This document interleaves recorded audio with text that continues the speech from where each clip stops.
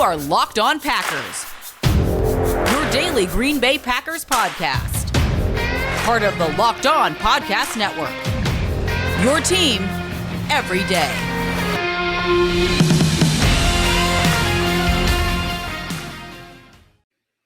You are Locked On Packers, part of the Locked On Podcast Network, your team every day. I cover the Packers for The Leap, a newsletter I would love for you to subscribe to. You can follow me on Twitter at Peter_Bukowski. You can follow the podcast on Twitter at Locked On Packers. Like us on Facebook.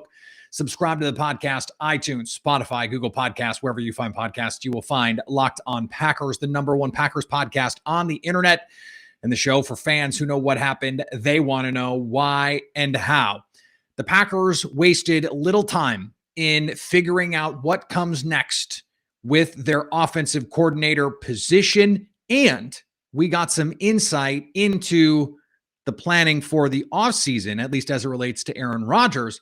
We're going to talk about that part of it coming up in a little bit. Adam Stenavich will replace Nathaniel Hackett as the offensive coordinator for the Green Bay Packers. That part of it, we know. Luke Getsy, the quarterback's coach for the Green Bay Packers for the last few seasons, is now going to be the offensive coordinator in Chicago, presumably calling plays for Justin Fields. We're going to talk about each part of that. Let's start with the big one, Adam Stenavich at offensive coordinator. This was something that we talked about with Jason Hirschhorn last week, something we wrote about at The Leap. In fact, Jason wrote about it on The Leap today about what this means for the Packers. So in terms of what this does for the mechanics of the coaching staff, Adam Stenavich, well acquainted with what's going on in the offensive line room, that should be clear and obvious. He is going to have to take on more responsibility, red zone, third down, that kind of thing. And that means playing a role that he has not played as an NFL coach. So that brings some level of uncertainty. Ultimately, though, Matt LaFleurs had a choice to make. Promote Luke Getsy or promote Adam Stenavich. I don't think it is a coincidence that Getsy left only after the Packers gave Adam Stenavich the job. And the reason I don't think that's a coincidence is because, according to reports, the job was on Friday and potentially had been offered to him before that. We didn't find out until after those reports that the Packers had gone to Stenavich, presumably because Getsy was waiting to see if he was going to get the Packers OC job. He didn't. And that means Matt LaFleurs chose, essentially, Stenavich over Getsy. Now, Bears fans, I'm sure will tell you, no, that's where he wanted to be because he was going to get to call plays. And isn't that so much better than being in Green Bay where Matt LaFleurs calls plays? And to be sure, that is going to be something that the Packers are going to have to deal with for as long as Matt LaFleurs is the coach, because he calls plays. I don't think there was ever any sort of discussion or inclination from Matt LaFleurs that what he needed to do in order to retain these talented coaches is to recuse himself of play calling duties and give them to a Stenavich or Getsy or someone like that. I don't think that was on the table, and I don't think it would be smart for that to be on the table. Matt LaFleurs is one of the best play callers in the game. And I think that when that is the case, you want to lean into that as much as possible. You're going to lose coaches. Kyle Shanahan has lost a number of coaches, and he has been able to replace them with other talented coaches. Sean McVay has lost coaches. Matt LaFleurs, as long as you have success, you are going to lose coaches. How do you let the brain drain affect you? Well, they have said the best way to fight brain drain is to maintain continuity. So now you move up Stenavich. Now remember, Stenavich was with the 49ers. He was an offensive line coach there. So philosophically speaking, he is actually more aligned with Matt LaFleurs and his background than Nathaniel Hackett. Now, does that mean they're suddenly going to go away from some of these more traditional West Coast, the Holmgren West Coast, the McCarthy West Coast concepts? No, I don't. At least not until there's a new quarterback. And right now, I don't think we have any reason to expect that is going to be soon. at least in terms of what we expect about a decision. We don't, unless and until Aaron Rodgers says, I'm leaving or I'm retiring or I want out, we should be operating under the assumption that he's playing for the Packers in 2022. Now, whether or not he does, of course, a different question. I do think that it could change the way that this team looks at the red zone, for example, or looks at protections, or looks at how often they're calling play action. Play action, a much bigger part of the Kyle Shanahan tree than the McCarthy tree, for example. And, Nathaniel Hackett was not on the McCarthy tree, but he came from that same school of offense. Maybe you have more like-minded coaches in the room. You are going to come to similar conclusions about how often you're using play action, how much you're running in the red zone. I don't think this is going to make this team some sort of run-first team, though. I don't think that's what Matt LaFleur wants to be. We don't have any reason to believe that's what Adam Stenavich wants to be, but we don't know. So, as I said, this creates some volatility. And it creates some uncertainty because we just don't know what this is all going to look like. We also don't know who is going to be the quarterback coach. Now, Jason Vrabel, Tom Silverstein reported, was not allowed to interview, or at least didn't interview in Denver. Presumably that's because he was elevated in some way, passing game coordinator title, something like that. The Packers do not have, as of this recording, a quarterback's coach right now. And Justin Outten is on the short list for the Broncos to be their offensive coordinator. So given that that is the case, the Packers still have some staff shortages. They still have to find some answers here. And they may find them, actually, in some places that they have already looked, because they interviewed two other offensive coaches for this OC job before ultimately landing on Adam Stenavich. They interviewed Kevin Kroger, who's the Chargers tight end coach, and they interviewed Brian Johnson, who is the Eagles quarterbacks coach. Now, if they can't offer Johnson a bump in title, seems unlikely that he would leave Philly for Green Bay, although the opportunity to potentially work with Aaron Rodgers versus Jalen Hurts in a quarterback situation that we don't know what that's going to look like could be appealing.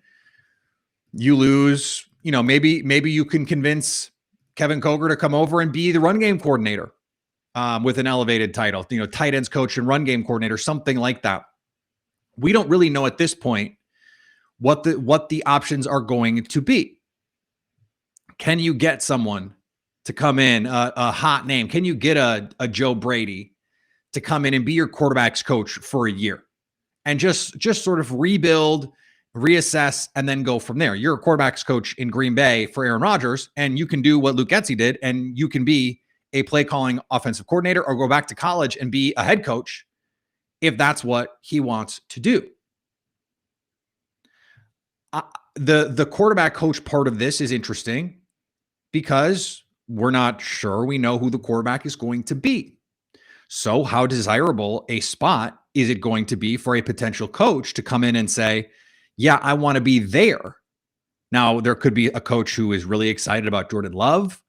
There could be a coach who's like, even the chance to work in Green Bay or to work for Matt LaFleur could be appealing.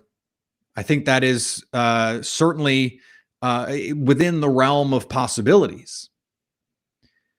The Packers are going to have to figure that part of this out. And we just don't know what it's going to look like until we get some more names.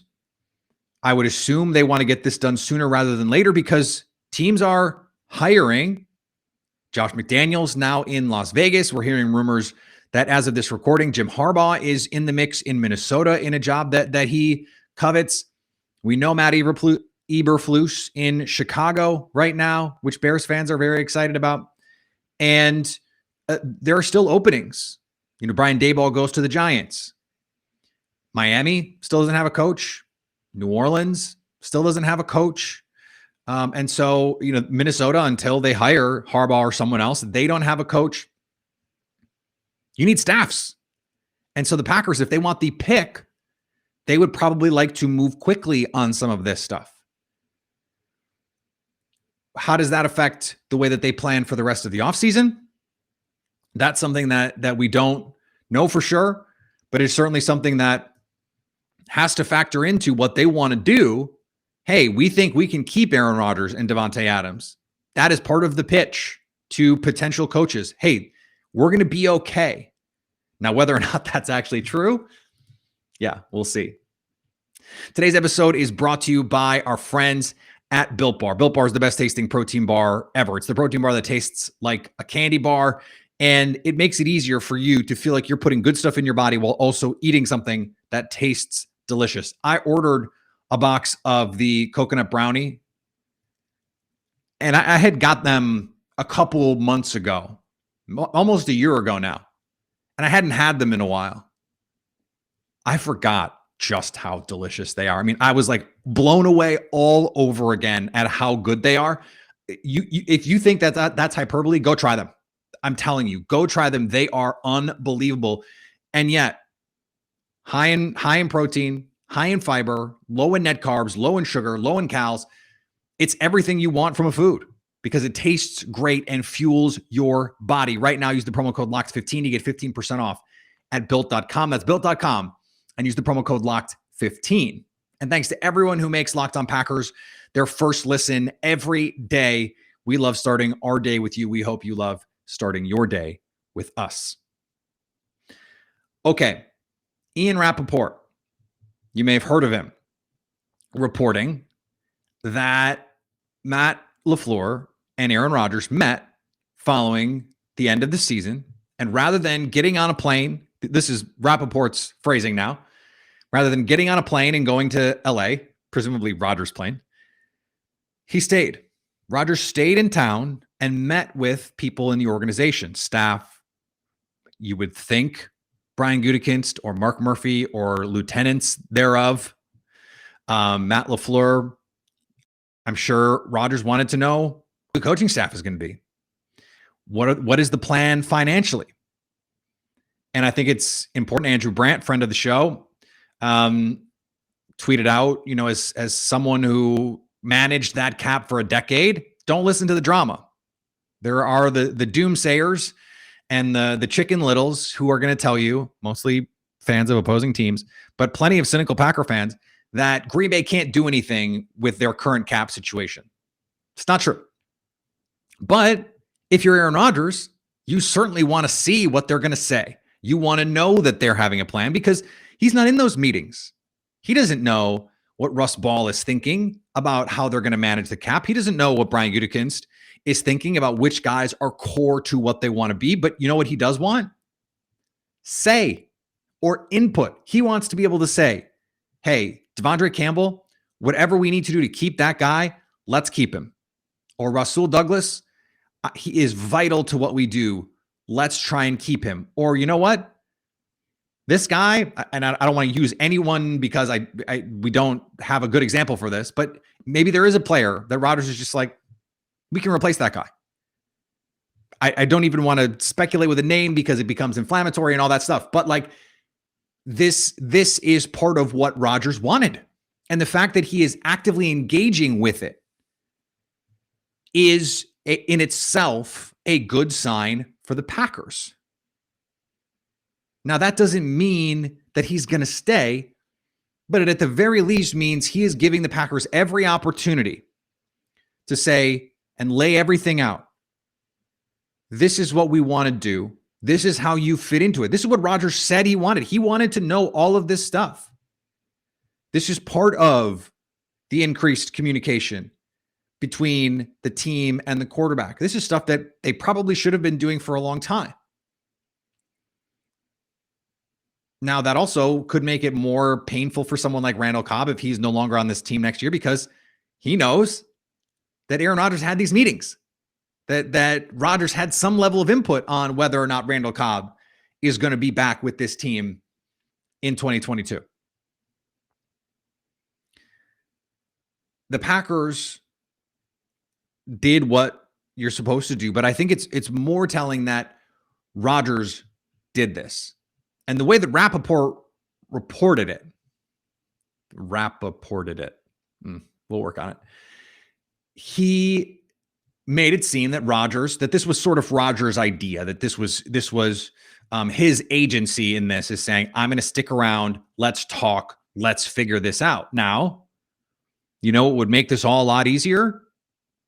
A multi-year deal for below market. I'm not going to tell anyone what to do. I'm not saying Aaron Rodgers take less money. I would never tell anyone to take less money. I'm just saying it would help. It would help.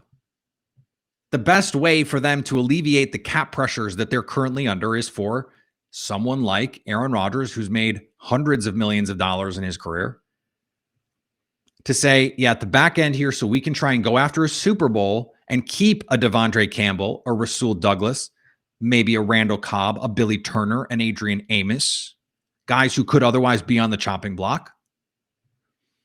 I think I'm going to take less money. He could say that. Drew Brees did it. Tom Brady did it. At the very least, a multi-year contract would give the Packers some flexibility on how to move around money if they needed it. And maybe Aaron Rodgers only wants to play one more year. Maybe he wants to play 2-3 more years. Certainly, Davante Adams would rather him say, I'm going to stay 2 or 3 more years. This is a departure. That's the most important thing to me. This is a departure from how the team and how the relationship between the team and the quarterback had previously operated. That is meaningful. It is important to say and to recognize. Do I think it materially changes what I thought was already going to happen? No. But I think it makes you feel 10% more confident, 15% more confident. And if you're Aaron Rodgers, it's probably more valuable than that. Because, as I just said, this is a change in protocol, a change in approach from both sides. And Rodgers might find, hey, you guys figured this out last year when I didn't know about my future. That's like the diplomatic reading of where he was, right? And you figured it out without me. And now here I am. Let me help. Let me be a part of this. What are your plans? What do you think? Who's going to be the coach? How is the offense going to change? How is the defense going to change? Who could we go sign for cheap? What veteran minimum guy do we think could come in and provide a spark? Who are the underrated free agents that could be out there that you could get for $3 million, $4 million? Could you bring back Rasul Douglas for $3 or $4 million? Probably not, but maybe. Those conversations matter. They matter when you're a player who has bristled at the idea that the team would not have consulted him over these kinds of decisions, and more than bristled. And it matters when you're trying to decide, do I want to play? What is this team going to look like? Because if they're going to have to gut it, which they don't, but you want it laid out for you. I mean, I don't think any of this is unreasonable for Aaron Rodgers to want to say, hey guys, walk me through this. Just like, let's talk about what this is going to be and for how long you think it can be that. Because if you think we can be a championship level team for the next 3 years, then I'll sign a 5-year deal that's really a 3-year deal, and I'll play into my 40s. And when I'm done, you can, you have all the cap savings and whatever, and I'll take below market and we'll go from there. And it'll help with Davante Adams and Jair Alexander and all these guys that you want to try and keep. Elton Jenkins is going to need a contract sooner.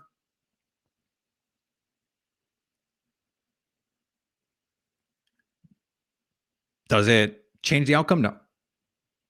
But I think it signals to both sides a better way to move forward. This is a better way than the way that they had previously done it. Now, as I've said on the show many times, you don't want to do what the Bucs let Tom Brady do last year and scout receivers. That is just an absolute no-no.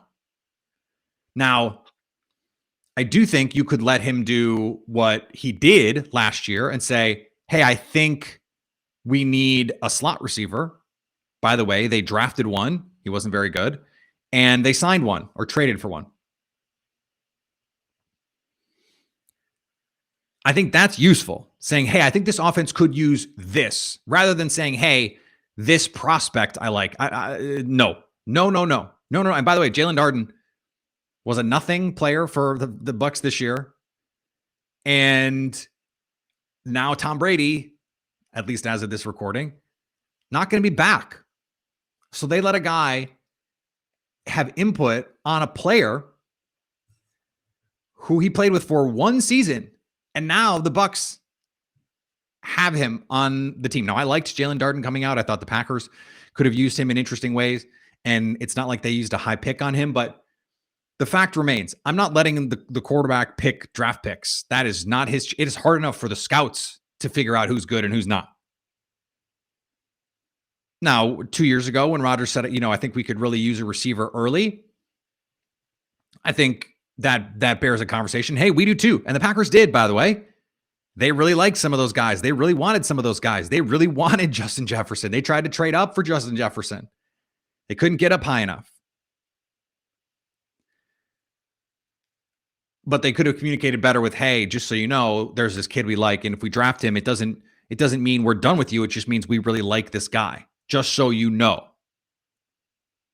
That should have always happened. And for whatever you want to say about Aaron Rodgers, and trust me, I mean, look, I've said plenty of it. But that is a reasonable thing to be annoyed about if you're Aaron Rodgers. Absolutely reasonable. So Aaron Rodgers has said things have changed. Relationships have changed. Communication has changed. This is the first time we've actually had tangible evidence that we can see. Rodgers can say all that stuff, but that's just Rodgers talking. We don't get to see that. We just get to hear his testimony of it. This, we get to understand. This is tangible evidence for us to observe and say, yeah, this suggests that there is change happening. And it is a way that this team has had to change for a long time. They hadn't. And now maybe they're ushering in a new era. Maybe it's Matt LaFleur changing the culture. I'm sure Aaron Rodgers feels like he has had a big impact on changing the culture here. Brian Gutekunst deserves some credit here. Mark Murphy. I know a lot of Packer fans don't want to give Mark Murphy any credit for anything. He deserves some credit. So the Packers are waiting. The ball is in Aaron Rodgers' court, and we will see what decision he ultimately makes. Hey, Packers fans, this is a great opportunity to get paid to do something you were already going to do with GetUpside. My listeners are earning cash back for every gallon of gas every time they fill up. Just download the free GetUpside app in the App Store, Google Play right now, and use the promo code TOUCHDOWN for 25 cents per gallon or more on your first fill up. Don't pay full price at the pump anymore. Get cash back using GetUpside. Just download the app for free and use the promo code TOUCHDOWN to get 25 cents per gallon or more on that first fill up. And when you get your money, you can take it right out.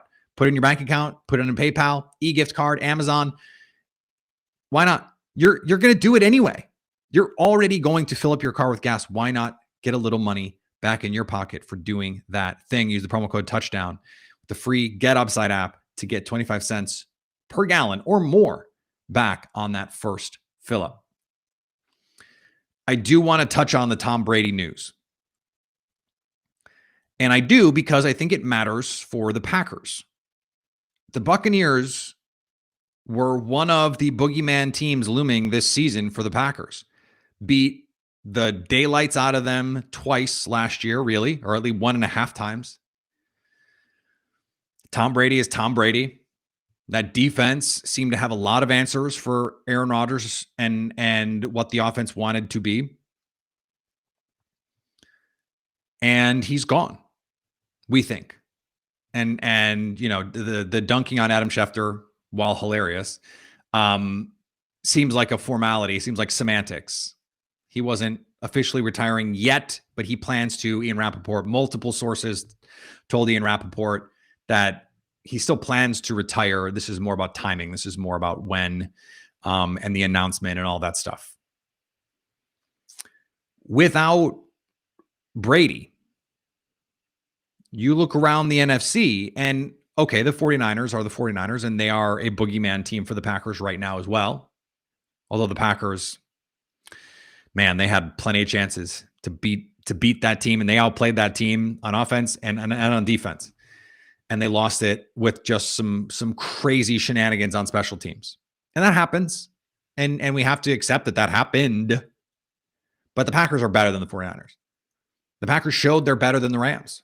Played them in a game and handled them. Offense and defense played well in that game. Russell Douglas. Where else in the NFC are you scared? The Cowboys cannot possibly scare you.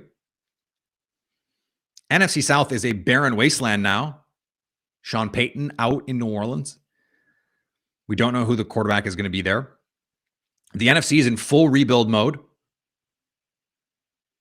NFC West is going to be tough, but is Russell Wilson going to be there? And if he's not, where is he going to go? Where is he going to go with it that he would be scary?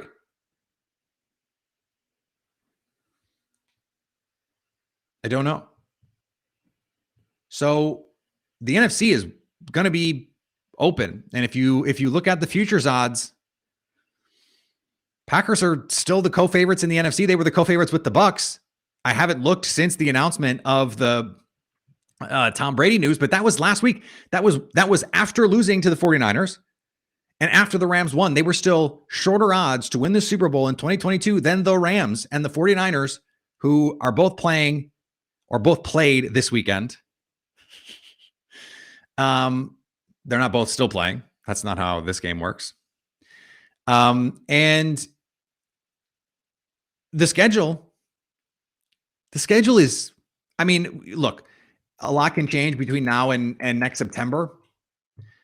But I went through and looked at the quarterbacks on the schedule for the Packers next season. Not to say that, Jimmy G is a great quarterback, but here are the quarterbacks that they're going to play next year. Kirk Cousins twice, presumably. If it's not Kirk Cousins, I don't know who it's going to be. Fields twice, Goff twice. And if it's not Jared Goff, it's going to be a rookie who beats Jared Goff out. Good luck. Dak. Mac Jones. Zach Wilson.